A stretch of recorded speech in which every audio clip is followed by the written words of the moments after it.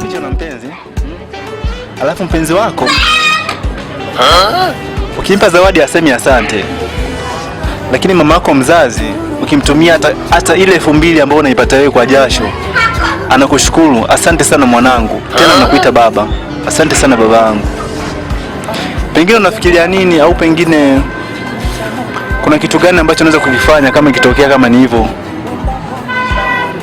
Wewe kama kijana. Mimi kitu cha kwanza, kitu ambacho sikifagirii ni kama hicho. Manake mimi sio sifa yangu mimi kumpatia hela mwanamke, you know? Sawa? Manake mimi kwa unaponiuliza question kama hilo, cha kwanza mimi nafikiria mara mbili sana kabla sijampatia hela mwanamke. Sawa?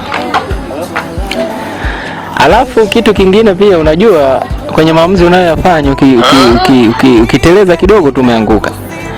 Sasa mimi ukiniuliza swali kama hilo, yani ukiniambia swala kama hilo, swala kwamba mwanamke nimpatie hela alafu asinishukuru, kwani shingapi kumnyang'anya?